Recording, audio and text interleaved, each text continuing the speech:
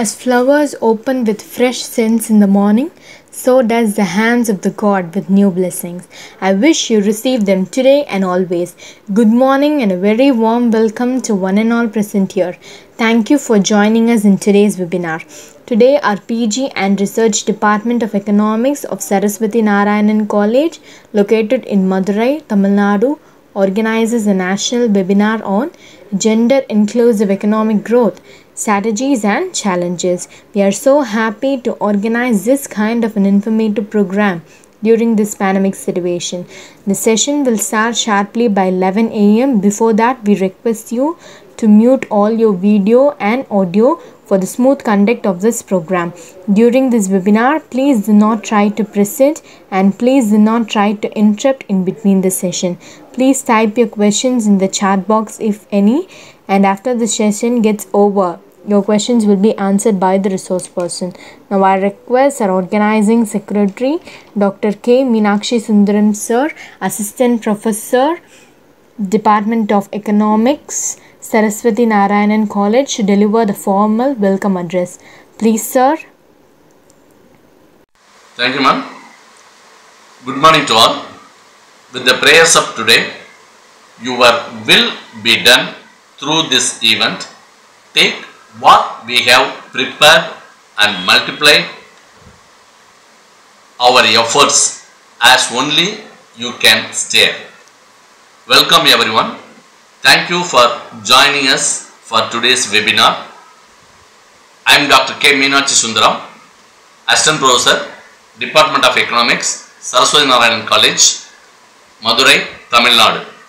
I take the privilege to welcome our Honorable Secretary and Joint Secretary of our college. I also welcome respected Principal and Vice Principal, my HOD and IQAC Coordinator, and all the participants to this webinar. I heartily welcome Professor Maya Salimat.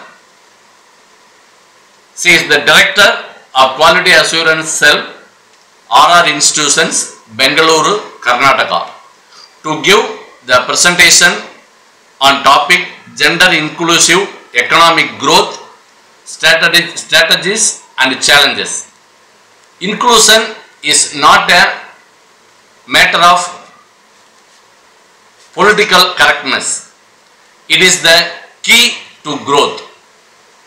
When we listen and celebrate what is both common and different, we become wiser, more inclusive and better as an organization. So I believe that this webinar will be interesting and fruitful with the support of all the participants. Thank you. Now I request our HOD and convener of this program, Dr. M. Jayakumar Sir, to introduce our resource person and give the felicitation address. Please, sir.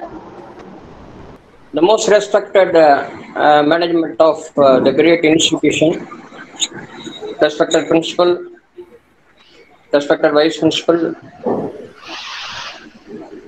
the most respected and dynamic person, Professor Maya Salimat, who is the resource person for this webinar,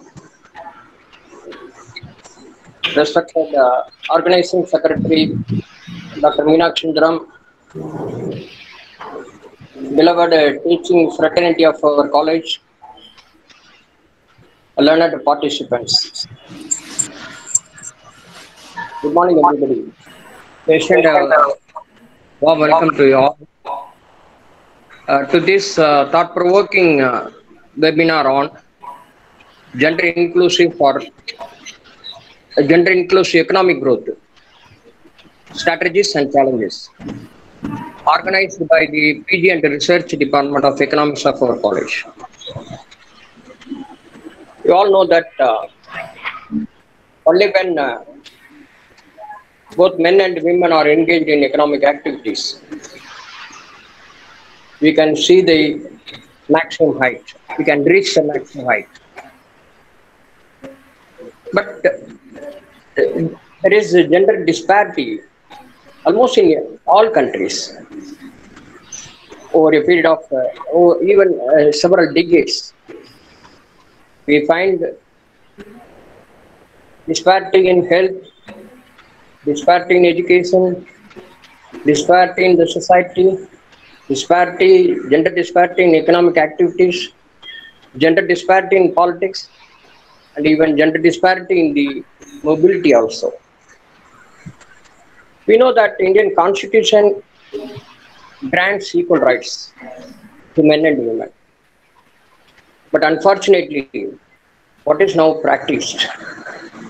So in all spheres of human life, we find gender inequality. In particular, the economic inequality, gender inequality, it's a very serious problem. Only when the gender economic inequality and solved, the other inequalities, in my opinion, will disappear automatically. The base for disappearance of all other inequalities in all other areas, gender inequality in all other areas, will disappear only when the gender economic inequality disappears. So that's why we have chosen the topic gender includes economic growth, strategies and challenges. For this webinar, we have been searching for a resource person. We have been keeping on searching for the resource person. At last, we found the right person, that is Professor Maya Salimat. It is my bounden duty to introduce her to the participants. So when I go through the biodata given by her, the striking point is that she is the director of internal quality assurance cell of RR Institution, Bangalore. It's a very nice thing that to learn that she is a director for internal quality assurance cell of RR Institutions in Bangalore. She is the right person to speak on this particular area, gender inclusive economic growth. So she is a good she's a corporate trainer. She is a corporate trainer, and she is also an auditor. And the most important thing to note here is that she is a soft skills engineer, and she is an approved trainer. So very important thing is that she is an approved trainer, approved by NBA and NAC. So this itself is an indication that she is very meritorious, and we can understand the contribution that he has made to the academic field. Unless she has contributed more to the academic field, she would not have be an approved trainer, a trainer approved by NBA and NAC. And regarding the award that she has backed, she has won a good number of awards. She is the best. She won the award of best director and APJ Abdul Kalam Award for teaching excellence, best teacher award by various institutions. The number of awards that she has won, that itself is an indication that she is a very good academician, and her contribution to the field of higher education is really remarkable and laudable. I take this opportunity to extend a warm welcome to her and enlighten us on this particular area, gender inclusive economic growth, strategies and challenges. So inclusiveness is very essential. And to talk about this inclusiveness, gender inclusiveness in economic activity, the right person would be a woman. That is also another one of the reasons why we have that is very essential. That she alone can explain, a woman alone can explain the ordeals that they are undergoing, the difficulty that they are experiencing because of this economic inequality. So we have chosen the right person, a person from that other gender, and not only that, her academic credential is very, very, very laudable. That's why we have fixed her as the speaker. I take this opportunity to offer my felicitation to the Department of Economics for having organized such a great webinar on gender inclusive economic growth strategies and challenges. I really appreciate the organizing secretary, Dr. Meenakshi Sundaram, for having come out with this wonderful idea on organizing a webinar on gender inclusive economic growth strategies and challenges. I just profusely thank the technical support given by Mr. Ilayaraja. I really thank him, and I once again offer my felicitation to the department. I just really soulfully welcome the speaker of this day, Maya Salimati. Thank you very much.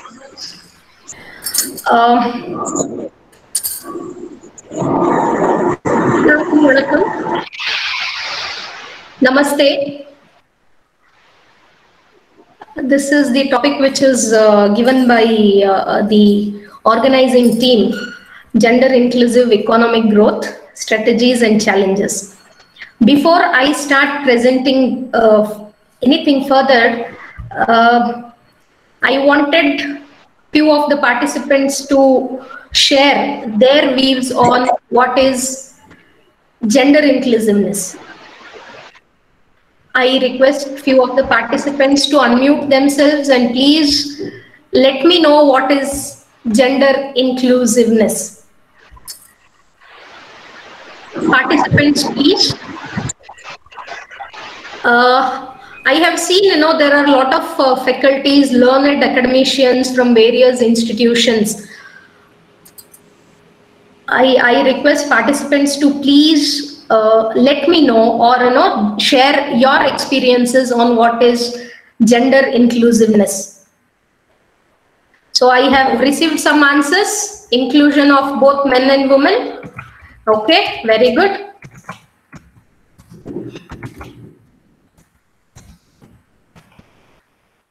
Further.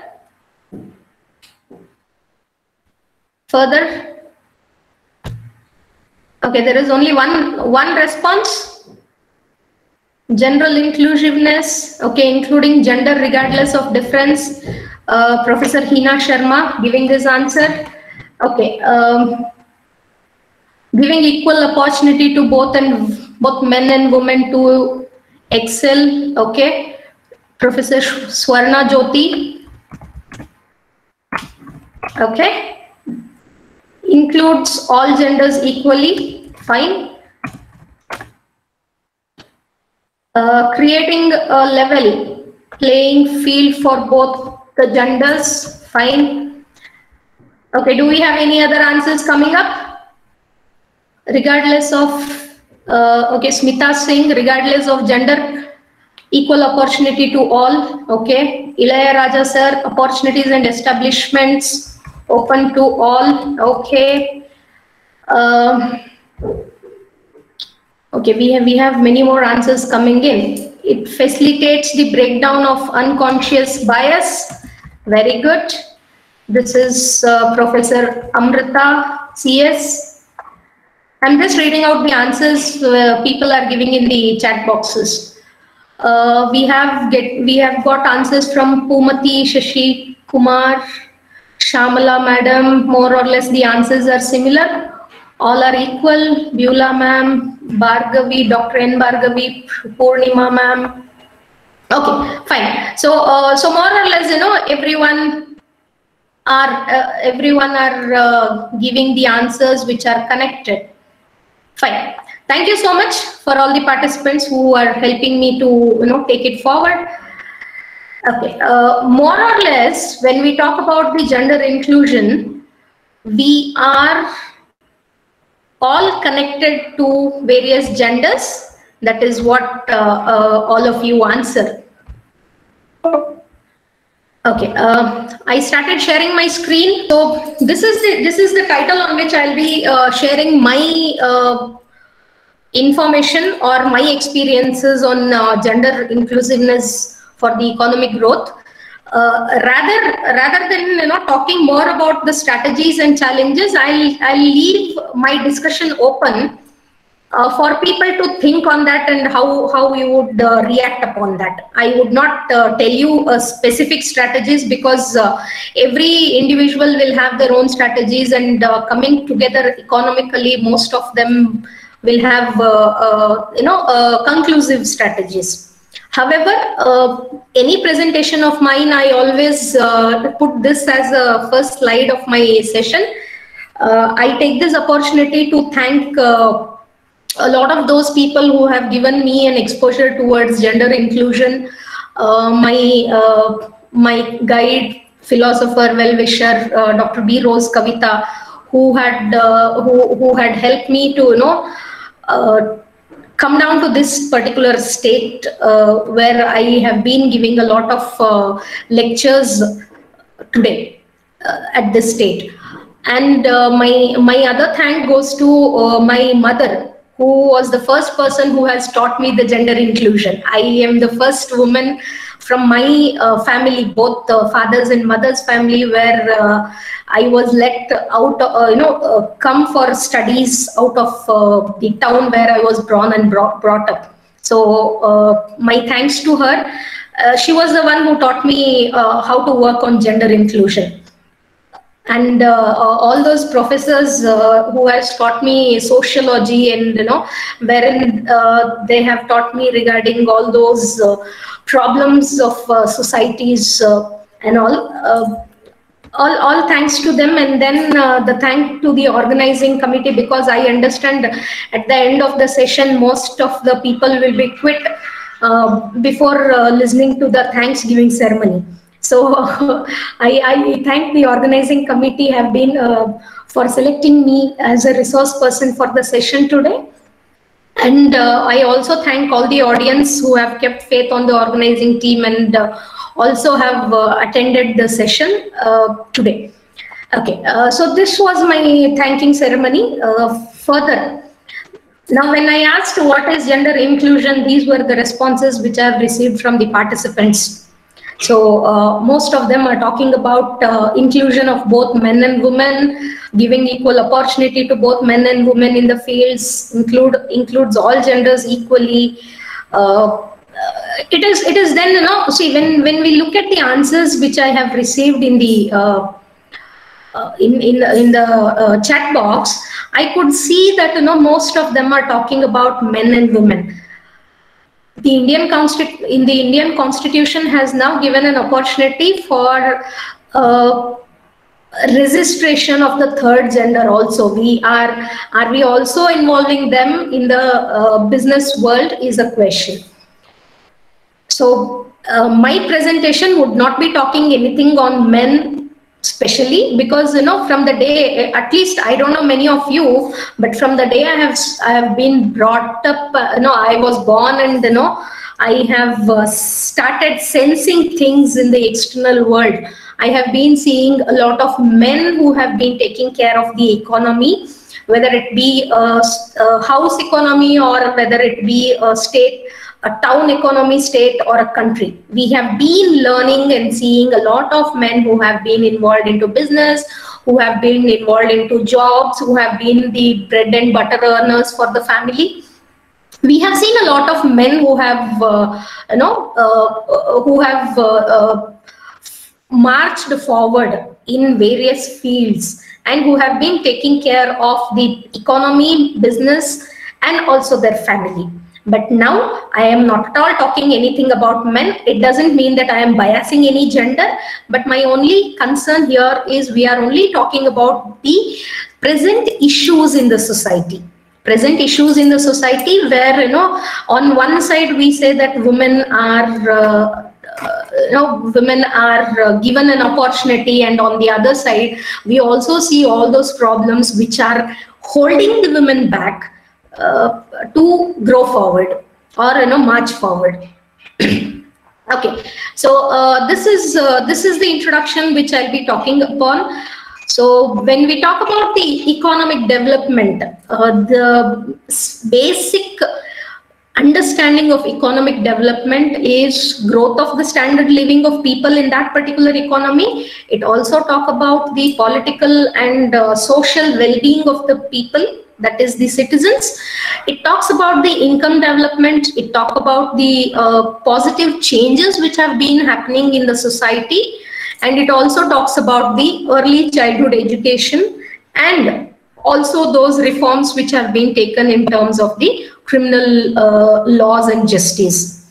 So these are all the concerns of economic development. When as an economist, though I did my graduation with a major in economics, as an economist, we usually look into only the GDP, only the per capita income, or only the the development in terms of monetary benefits, all that. Majorly, economics is measure about that. But especially when we talk about economic development, these are the concerns of economic development, which we'll be talking in terms of my presentation further. Okay, so when it comes to diversity, equality, and inclusion, we always have to, as a responsible citizen, we always have to take care of these three things. Though we are into corporate world, we are not into corporate world, or we are into business, or whatever be the contribution of ours for the economic development, this is what we need to always look at. These are simple meaning and definitions which are given here. When we talk about diversity, diversity says that everyone is equal and everyone is different. So there are one best example which India is very famous is because of its unity in diversity. Though we have so many languages, so many customs, traditions, so many states having various rituals and the follow-ups. In spite of all that, India is always considered to have the diverse society. Though in the diverse society, something which always stands ahead is the equality which is given. Equality is an opportunity which can be accessed by everyone. There is an opportunity which can be accessed by everyone, that is called as an equality.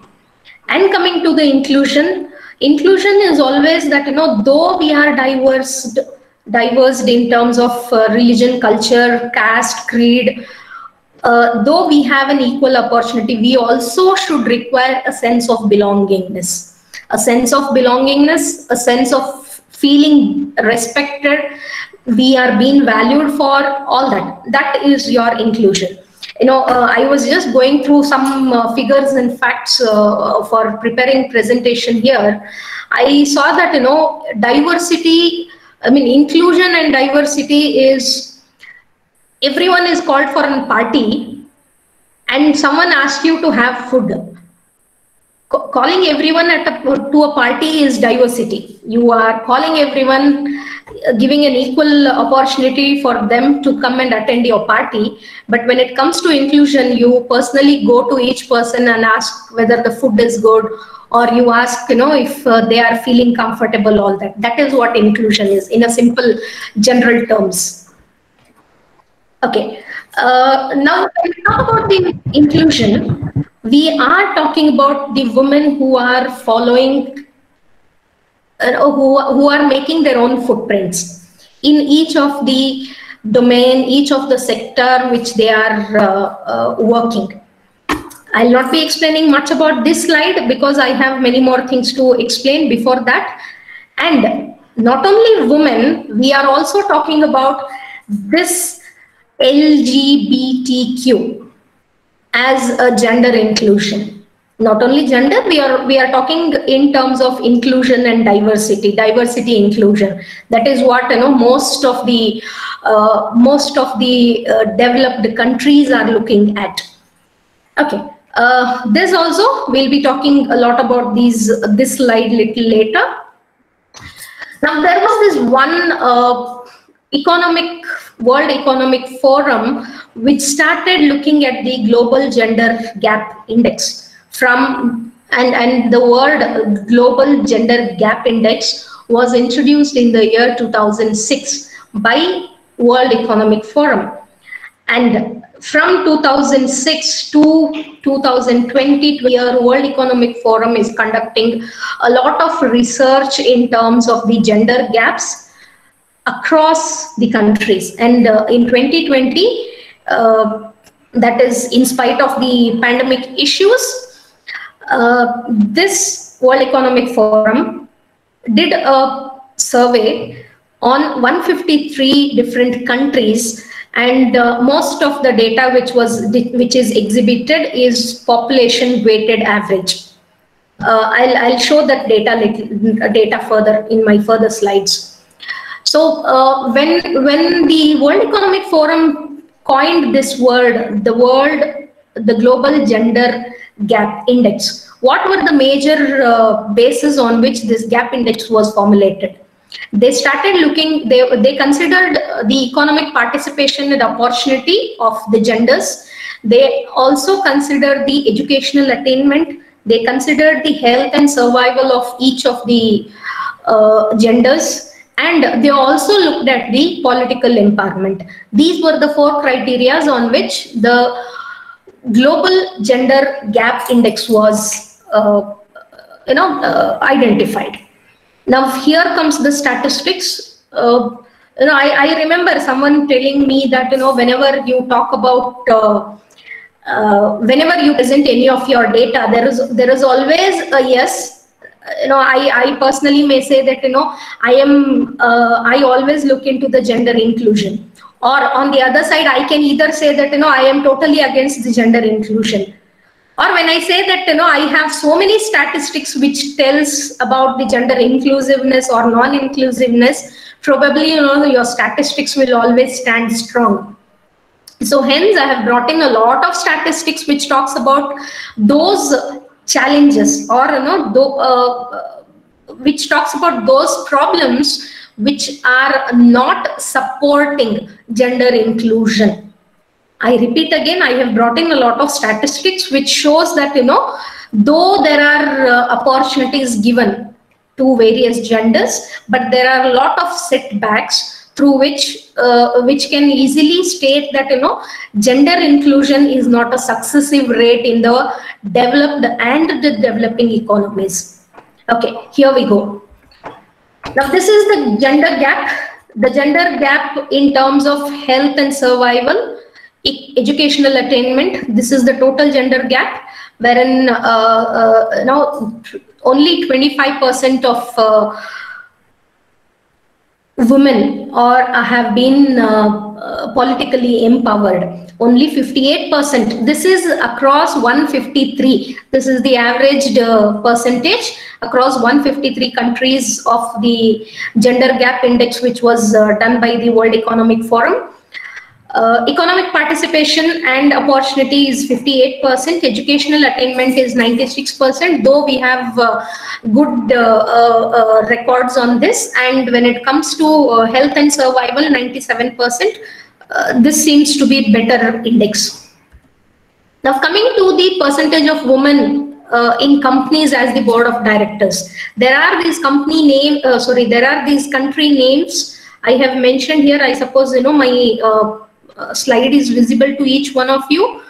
One of the premier, one of the most developed countries, look at the percentage of the women being the board of directors in their companies, in that particular country's companies. Though the average of these countries is 1 out of 3, that is only 1 woman out of 3 women are the board of directors in the companies. Then looking at these other countries, it is only 1 out of 5 women. We have good countries, Switzerland, Poland, Canada, UK, Australia. These are one of the good, most developed countries. Coming to the other countries, out of 153, look at the percentages, look at the percentage of Korea. It is only 2.1% of women being the board of directors. This is the mere least percentage across. We also have Colombia, we also have Mexico, Chile, Brazil, all of these. But overall, when we take the average of these countries, it is only 1 out of 10 women in the companies. When we talk about these statistics, it is only 1 out of 10 women who are working in the companies are the board of directors. Okay, now coming to the education gap. We usually consider the education into, classify the education into primary, secondary and the tertiary. When it comes to primary education, it is only 88% of the total women are getting the education at the primary levels. When it comes to secondary level, it's dropping down to 66, and when it comes to the higher education, it is 41% across 153 countries. Just because I should not be too much propagandizing about the women gender, I have also brought in this male statistics also, male education gap statistics also. Coming to the workplace gap, when it comes to the women being the owners of the company, it is only 14% across the world. When it comes to women being the top managers, it is only 18%, and females being senior females in the senior roles of the company is only 36%. Then the women in the political empowerment, it is only 25% of the total, the sampled countries. 25% of the sampled countries are the members of parliament, and 21% are the ministers, and it is 47% of the countries.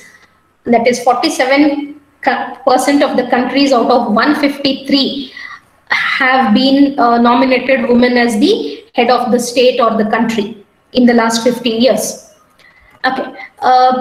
Then the gender gap, which talks about the labor force. Women in the regular labor force is 49%, and women in the skilled roles is 40%. Very good statistics. Okay, so we also talk about some physical and sexual violence on the women in various countries. You can look at the statistics there.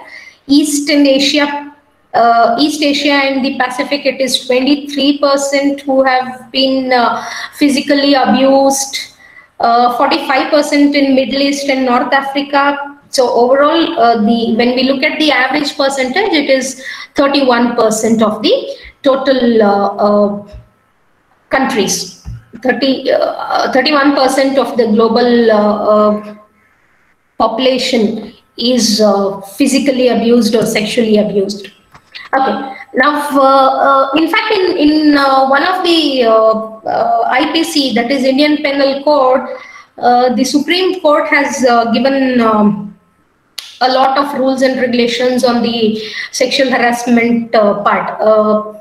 Vishaka and others versus Rajasthan state. This was the case where the first case under the sexual harassment was filed up, and then after that particular case, there were a lot of rules and regulations which were given for monitoring the sexual harassment, actually monitoring the anti-sexual harassment. We usually, most of the colleges, we always go, when we go for an auditing or anything, they, by mistake, they always put it as the sexual harassment committee. It has to be actually the anti-sexual harassment committee. So we as a teachers should always look into this part. Now, the statistics of sexual harassment at women at the workplace, 1 in 4 women experience sexual harassment in the workplace. And most of the sexual harassments have happened in the ages between 18 to 34. And such cases, 1 in every 3 women have been harassed at the workplace. I have, in the previous slide, I have mentioned about what would be a sexual harassment. I know there are various forms of the harassment. Comparatively, collectively, all the cases have been listed here. So 81% of women have experienced harassment in verbal form. They usually called by names and other things. And 1 in 10, look at the statistics, 1 in 10 men also have experienced the harassment, maybe by their bosses, maybe by their colleagues or their superior supervisors, anybody for that matter. And this is one statistics which, women are always alarmed. 25% of men are always concerned about falsely accused for the harassment.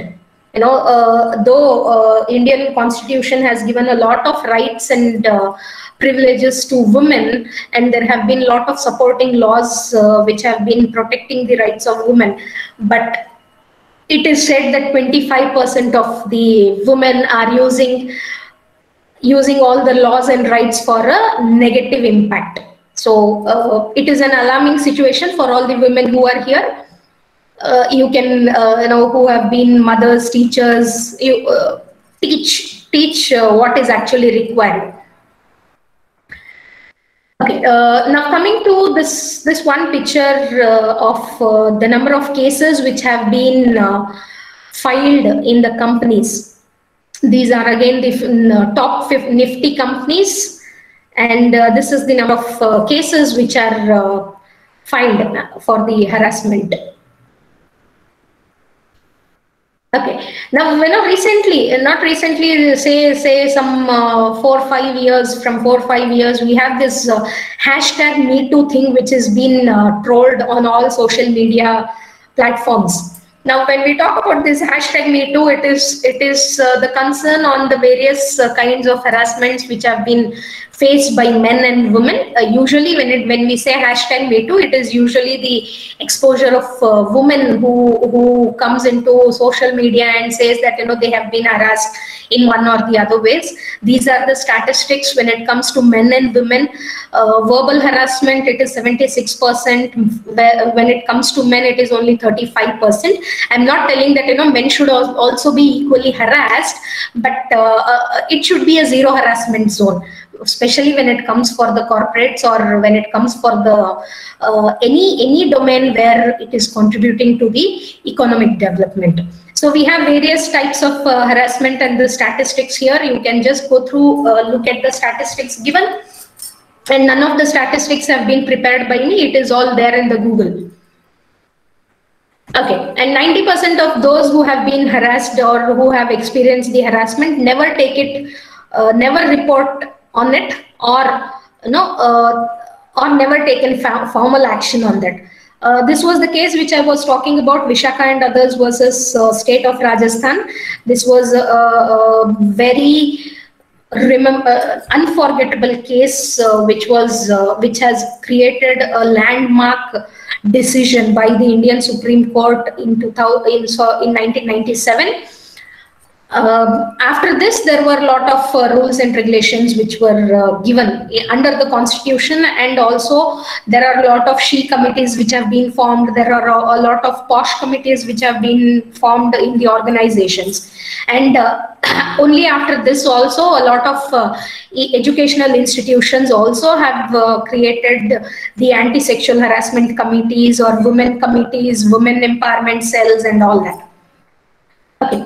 Now 65.2% of the women always say that whenever they are harassed at the companies, the company doesn't follow the procedures as per the Prevention, Prohibition and Redressal Act of 2013. Okay. Now this is the rape victims in America. 1 in 6 women are always are tried of an attempted of an rape, or who have been raped in the previous years. This is again the sexual assault, that is rape and other things. There is a link of the statistics through which I have got this data. 15% below the age of 12 to 17, 54% at the age of 13 to between the age of 18 to 34, 28% 35 to 64, and only 3% of the women being assaulted at the age of 65 and above. Okay. This is the other statistics which says that from the age of 15, these were the number of cases which were recorded, or people who have been harassed and all. I would not take much time on these slides. Now this is this domestic violence, domestic and homely violence, family and domestic violence, which that is what we call it. 72,000 women in 16 and 17, in the year 16-17, 34 as children, female children, and 9,000 men. These so many of them were domestically violenced, and because of that they had to leave their houses, and the government of Australia had to give them what you say, a home or like a state place or anything. So this is the statistics in Australia also. And Australia is now considered to be one of the developing countries in terms of economy and other things. Now this is the data which I got for 2014 and 15. These were the number of cases which were reported to NCRB: Delhi, Mumbai, Bangalore, Chennai, Kolkata. So many cases, and the ages also. If you can just look into the number of ages under which people were molested or people were attempted for rape. And every year there is around a 20 to 27% increase. That is what the NCRB reports. Now this is the other kind of domestic violence which are usually found. Cruelty by husband and his relatives, assault to outrage the modesty of women, rape or insult the modesty of women, dowry, death cases. All of these are the crimes against the women. I am not trying to show you all the negative aspects here. It is just that, though we all are talking about the gender inclusiveness, and this is the background negative statistics which is available. In spite of this, there were a lot of women who have been struggling, who have had strong motivation and strong inclusion towards making a path for others to follow them. Now, say for example, we have this one of my favorite and one of my role models. She is Mrs. Sudha Murthy, who is the chairman of Infosys Foundation, who has been working a lot in terms of societal development activities. And one incident of her which I would like to share. One incident where she was the first engineer to pass from a very premier college called BVB College in Hubli, Karnataka. And this lady, when she passed her engineering, there on her notice board there was an advertisement, a recruitment recruitment advertisement for Tata Telco.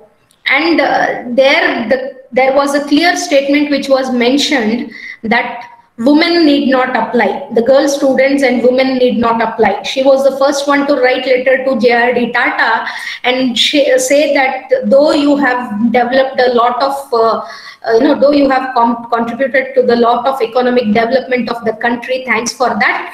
But when you say that women should not apply for the job at your company, then are you not are you supporting the development of women? So this made her, JRD Tata himself call her for the interview, and he took her for the job. She was in fact the topper of the college and topper of the state. And she was then, after attending interview, she could join Tata Telco and start working with Telco. And because of her, whatever facilities, women welfare facilities are found in Tata Telco today is all thanks to her. She was the one who started asking for all the welfare facilities. Though if she was a single woman working there, still she demanded for all the facilities, and whatever gender inclusion and gender equality is found in Tata group of companies today is all because of her. On the other side, we have this Savitribai Phule, on which the university, one of the universities in Maharashtra, is being named after her. She was the first woman to get educated, and she was the one who started giving education to the women community. Though when she was trying to do all this, there were a lot of communal, there were a lot of protests against her. In spite of all that, she had made a mark. We also have these other ladies here. We have this one Smriti Irani, who was the Honorable Minister of HRD. I don't want to talk about anything on her perspective of being a minister, but one thing which I want to bring to the notice of everyone here is, just by being an actor in one of the premier serials in Indian television, she became so famous that people opted her to be the ministers. Okay, so that happens only in India most of the time. And we also have Dr. Kiran Bedi here. We have Madhuri Dixit, or we have this Ekta Kapoor. Ekta Kapoor is the producer from Balaji Televisions, and she has made her own mark in terms of in terms of producing a lot of television serials, which on one case is also empowering women, on the other case is also wasting time of a lot of women. So we have both pros and cons on that. We have Mary Kom, we also have Chanda Kochar, all of them. I mean, I've just selected few names to here who have been, in spite of all the odds, who have developed themselves as the mark of a gender inclusion. Now coming to their their supports. We have it is understood that the family, the society should also be equally supportive. Once if a woman is marching forward, there has to be a lot of supporting hands, and thanks to all the men, not only of this family but also all the men who have been supporting women for their developments. Okay, so I have given a lot of statistics on women, all those which are holding them back. But still, you also look at the statistics which were given in terms of the developmental part. Okay, I am not trying to blame anybody here, because whenever we usually talk about a woman talking about a woman's support, it always says that, it always looks like, she is blaming someone. I am not blaming someone, but it is just an eye-opening. That though women or men have to be supportive. Now what should the strategies be for developing or empowering women, or inclusivity of women gender in the society? One, their family. Second, every woman should be given an opportunity to step ahead if she wants to get educated. In fact, I remember one of my close relatives, we have this one lady who is not an educated one. Her husband, she has 4 kids and her husband is a drunkard who doesn't bring in any amount of money for her family survival.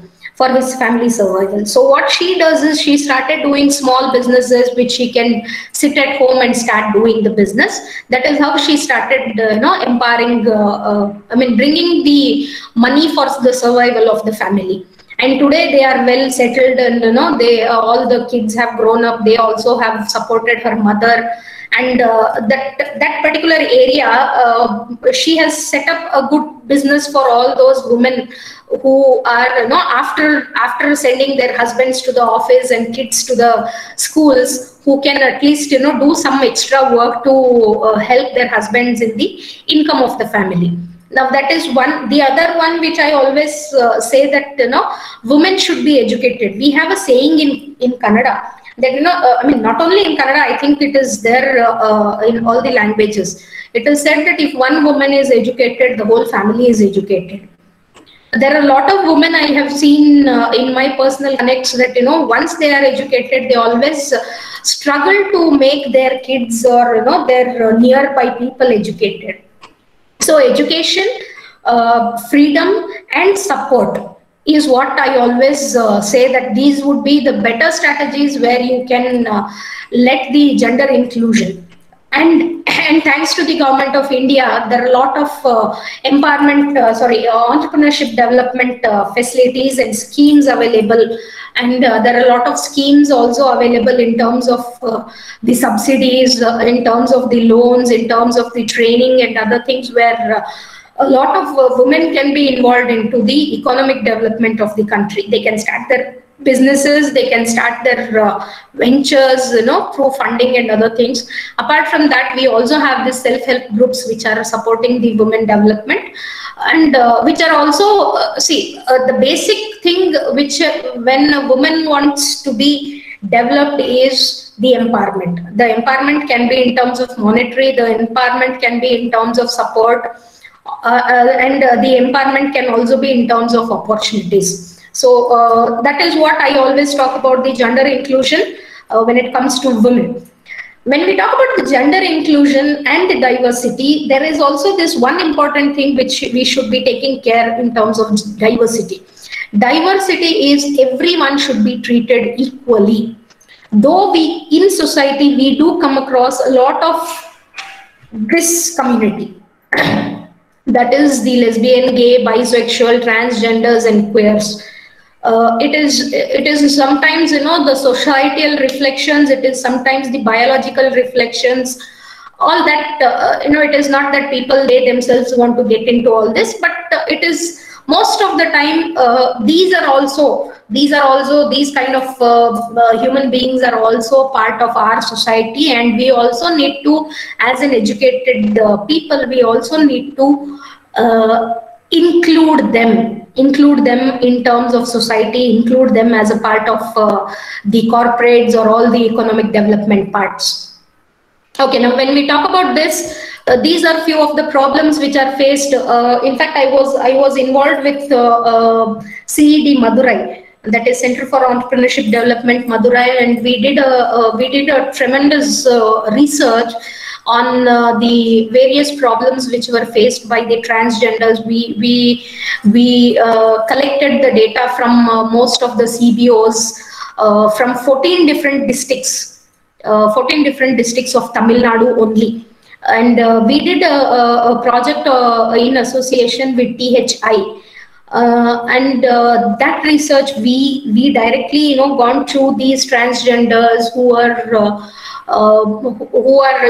vastly available in those CBOs or connected to those CBOs, and we try to find out what problems have been faced by these transgenders and what is that they are doing for their livelihood and other things. So during such interactions, we could find that there were these problems which were faced by them. Most of their families have asked them to go out of the family, stay out of the family, and even a society for that matter always keeps them outcasted. They have a lot of depression because of this. They try to attempt the suicides. Because of family outcasting, they had to drop their education, and because of depressions, depressions, they get into alcoholic influence. They also are addicted to hormonal pills, and because they are in such kind of gender, there are a lot of lack of medicinal facilities available for them. This work which we did was somewhere in 2014-15, and now coming to the other statistics. This is the LGBT statistics, and 29% of the LGBT population is women, and the age groups, this is the LGBT age groups between 18 to 29 and all others. And it is always said that 19% of the lesbians and 36% of the LGBT group is gay.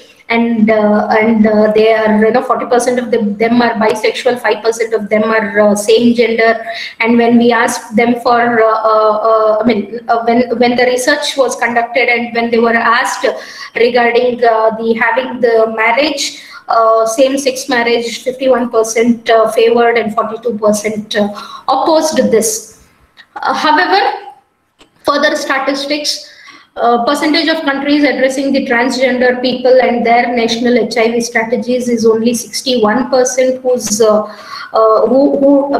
only 39% and 61% do not include transgender people in their country strategic plans. Okay, now the other ones, 27% of the transgenders always find it difficult to go for schools because they always feel it unsafe. 35% of them always say that they have been bullied at the schools, and 35% of them have attempted the suicides. It's only almost 2% of all high school students identify themselves as the transgenders. It is during their high school studies. Now this is the living status of the transgenders, where they live, with whom they live and all. And coming to this, 4%, 4 in 10 of LGBT youth, that is 42%, always say that the community which they are living is not accepting them.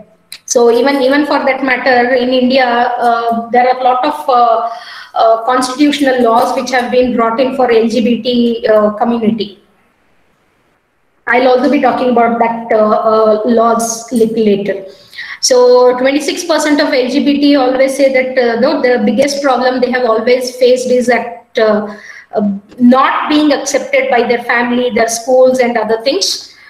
So and few of them who have been to schools, 22% of them say that their biggest problem was at the school exams, classes and the grades which were given to them. And the grades which were given to them were only because they fall into the LGBT status. 68% of the LGBT always say that they hear the negative comments about themselves by their own elected leaders. That is, all those political leaders. 68% of them always give a negative comment on the LGBT community. Now this is the other statistics on LGBT. 27% of the same-sex couples have children. Okay, so this is the American statistics which is available. Now this is the statistics of LGBT students and their lifestyles. 84% youth have the LGBT youth have the verbal harassments. 24% male gays were forced to move out of their families and who have seen the disapprovals. 28% of the LGBT youth have always dropped out of the schools because of constant harassment. So this is what we need to look into in terms of the diversity inclusion. Now these are the other statistics which talks about being safe or unsafe at the schools and other things. Now these are the other statistics, the other addiction statuses. Now there is this recent law amendment in India regarding the LGBTQ. They were given an opportunity, or they were given, actually not an opportunity, I would talk it as a right. They were given a right to legally change their gender by having this reassignment surgery. And then the constitution had given them the right to register themselves under various identity card schemes. They were also given the Aadhaar cards. They were also given the ration cards, so that they get food and they get the nominal requirements for feeding their stomach. Then they were also given the consensual permission to have homosexual intercourse, and they were also given the voting and citizenship rights under the Indian Constitution. Now these are few of the notable transgenders and the queers who have made their mark in the society. We have this Revati, who is the first transgender to write about the transgenders in Asia, problems of transgenders in Asia. We have Kalki Subramaniam, who's a transgender entrepreneur, and we have Nartaki Natarajan, who's the first transgender woman to receive the Sangeet Natak Award. There are a lot of the list which goes. I have brought in only few list here, but now I am just trying to show that though there are lot of problems faced by them, they are still moving ahead with lot of positivity in them, and they want to mark their name in the history. So the society is actually changing. So this is what we are talking about, the transgenders and the LGBTQ. She is the first woman anchor on the television, and she is the first speaker, and though the MP also. Okay, now this is what we need to let in the strategies for the diversity and inclusion at the workplace. They need respect, they need acceptance and respect, irrespective of the genders and the type of persons they are. Accommodation of beliefs, there are a lot of various beliefs available for them. That also we need to respect, and cultural differences, ethnic differences should be accepted, and gender equality, generation gaps. We always find, even for that matter, in the educational sector also, we usually find that people are, we always hear these statements. I am more experienced than you. You are the next generation. You are not knowing things and all. Yes, we do accept it, but when it comes to the innovativeness and the technology acceptance, it is always required that the seniors and juniors should go hand in hand and try to achieve the vision of the institute or the country. Then the physical and mental disability should also be accepted, and language and communication should also be a part of it. In fact, a lot of companies now have started giving communication classes, wherein people should always learn the other languages, or in case if the employees are sent to the other countries, they should know the language and the cultures there. So in human resource management, we usually call it as the expatriate training. So there are a lot of such facilities available in the workplaces also for the diversity and inclusions. So these can be few of the strategies, very minimal, and over that again, depending on each one's idealization and innovative thinking, each one can have their own strategies, and that can help the gender inclusion and the diversity to be a successful practice.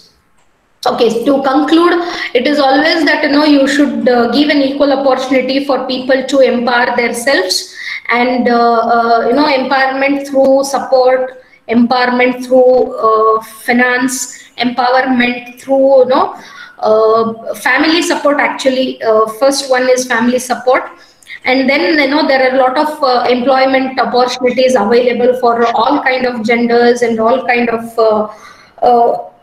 citizens in the country, and there have been a lot of entrepreneurship development schemes and facilities available by the government and also non-government agencies across India, and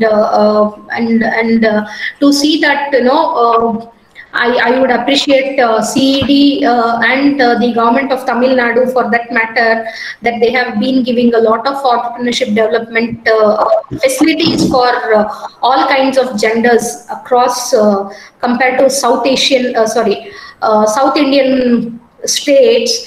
Tamil Nadu is one of the premier one where they have been supporting all kind of genders and all kind of people for entrepreneurship, and in turn they are helping for the economic development of the country.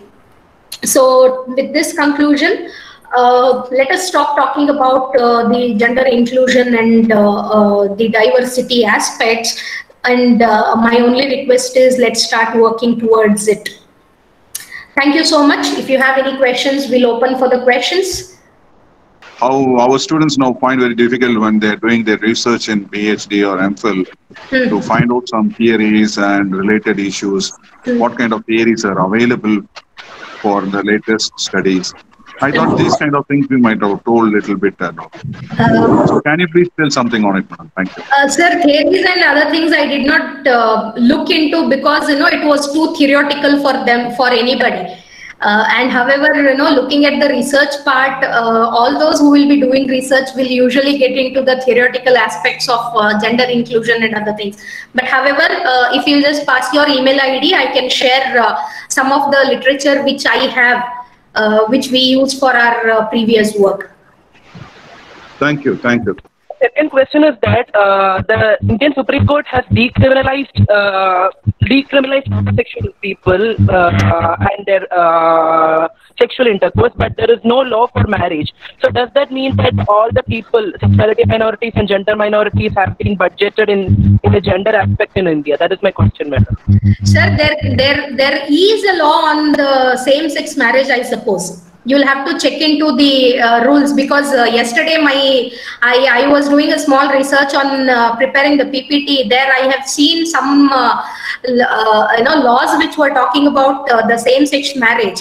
But then it again depends. See, anything which is being constitutionalized or any laws and amendments which have been made by the government, at the end of the day, the acceptance of the society matters.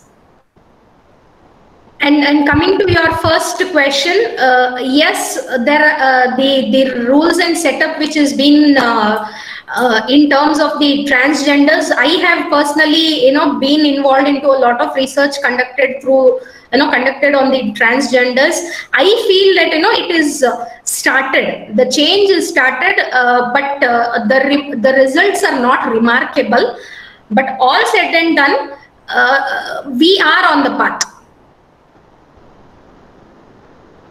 Okay, madam. Thank you. Yes, sir. Thank you. Madam, once again, I am Dr. A. Saravanadan. I want another, it's not a question. I want to know your position. Suppose you were there in the policy making area or in policy making side, what kind of remedy or what kind of steps or what kind of help would you like to bring in to these people? Maybe the third gender, the problems is they are facing and all. Then you said you have a rich experience in research you have conducted in the gender issues. What would you recommend to a policy issue? Sir, they are also citizens. They are also born in India. So whatever is there for the other genders, it is my personal opinion. If I was a part of policy maker, I would have given an equal right for them also. Thank you. Thank you. Thank you. We thank you again and appreciating your powerful and informative session, madam. We have seen that a lot of facts and figures were thrown out to the learned segments. And especially your one slide is impressive, that the general inclusion consisting the examples of Kiran Pedi madam, Sudha Murthy, Savitri, Srimati Rani, and lot more. Next slide, you add your name also and your photograph also. You are an example for that. You are an empowered lady and really with dynamic nature. Your representation was inspiration for all of us. And due to time constraints, we'll go for the formal vote of thanks, madam. Thank you very much once again. And it's really an inspiring lecture from your side. Thank you, madam. Well, I am Dr. Gopala Sundar. Okay, sir. Please proceed, sir. Okay, sir. Okay, sir. Okay. எல்லா உலகும் ஏகனாய் காக்கும் வல்லோன் உனக்கு வான்புகள் அனைத்து. First of all, I thank the Almighty for the blessing disguise.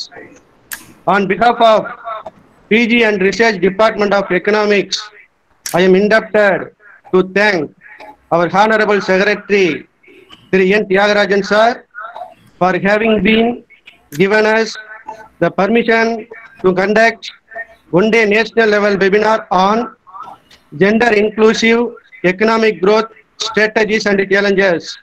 Thank you, sir. On behalf of PG and Research Department of Economics, I thank our most respected Joint Secretary, Sri T. Narayanan sir, for being with us always to fulfill our academic needs and deeds. Thank you very much, sir. On behalf of PG and Research Department of Economics, I thank our principal, most respected Dr. M. Kannan sir, for his support to conduct this webinar successfully. Thank you very much, sir. On behalf of PG and Research Department of Economics, I am greatly indebted to thank our most respected Vice Principal, Dr. K. Krishnan sir, for his encouragement and moral support for this webinar grand success. Thank you very much, sir.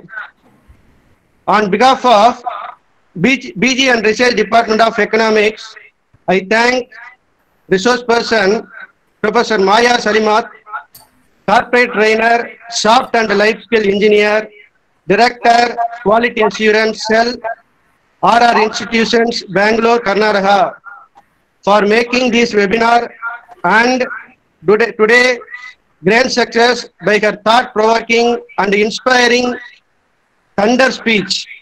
Thank you very much, madam. You have kindly consented to give your valuable speech for this webinar amidst all your busy schedule. We are really inspired with your speech, madam. Thank you very much, madam. On behalf of PG and Research Department of Economics, I thank our head of the department. I will be failing in my duty if I am not indebted to this great gentleman, most respected Professor, our head of the department, convener of today's program, Dr. M. Jayakumar sir, for his motivation, encouragement, moral support, what and what not. There is a popular saying, behind every success, there is a man. Yes, he who is. Thank you, sir. I thank the organizing secretary, Dr. K. Meenakshi Sundaram sir, for having been arranged this interesting webinar with interesting topic. Thank you very much, sir.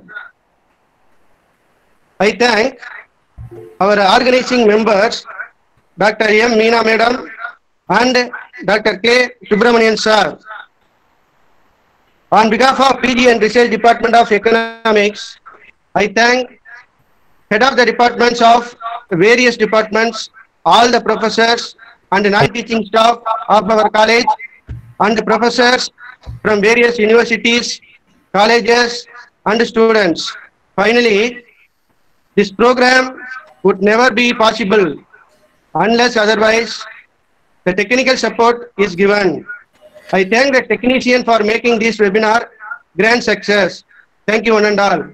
Thank you.